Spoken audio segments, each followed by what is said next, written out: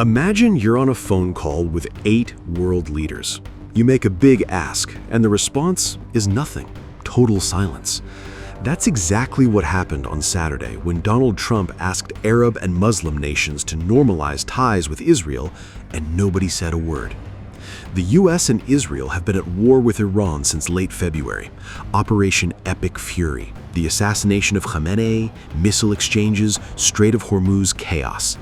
A fragile ceasefire has been holding since April, but a permanent deal is still being hammered out. To get that deal done, Trump got the leaders of Saudi Arabia, Qatar, Pakistan, Turkey, Egypt, Jordan, and Bahrain on a single call. His pitch: agree to a 60-day ceasefire extension, curb Iran's nuclear program, reopen the Strait, and, oh by the way, normalize with Israel. According to Axios and 2 US officials, when Trump made the normalization ask, targeting Saudi Arabia, Qatar, and Pakistan specifically, there was silence on the line. Trump, being Trump, reportedly joked, "Are you still there?"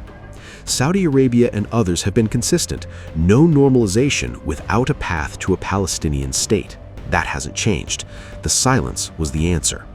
Here's why this matters. Trump is trying to use the post-Iran war moment to expand the Abraham Accords, the normalization deals he brokered in his first term with UAE, Bahrain, and others. Saudi Arabia has always been the big prize. But Israeli officials are alarmed too from the other direction.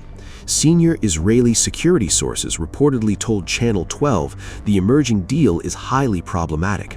Their concern: a 60-day ceasefire gives Iran time to recover economically and militarily while doing nothing about ballistic missiles, proxies, or the nuclear program. So Trump is being squeezed. Arab leaders won't move without Palestinian statehood. Israel thinks the Iran deal is too soft, and Trump is floating on social media that Iran itself could maybe normalize with Israel someday. So this is a big day, a beautiful day, potentially one of the great days ever in civilization. Things that have been going on for hundreds of years and thousands of years, at least we're at a minimum very, very close, and I think we're beyond very close. And I want to thank Bibi for really getting in there and doing a job. We've worked well together, as we have with many other countries, both of us, with many other countries, which is the only way this whole situation gets solved. And I'm not just talking about Gaza. Gaza is one thing, but we're talking about much beyond Gaza. The whole deal, everything getting solved. It's called peace in the Middle East.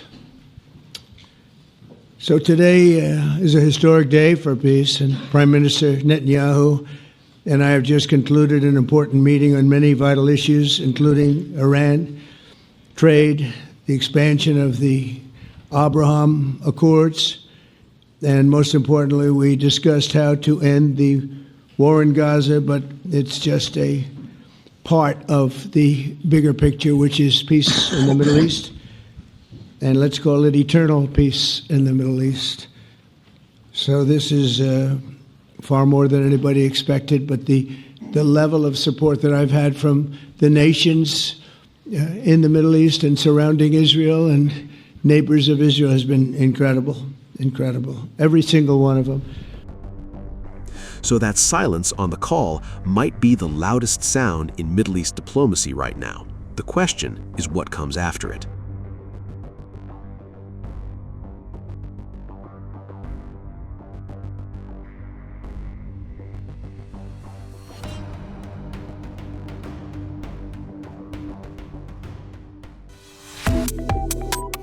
Subscribe to One India and never miss an update.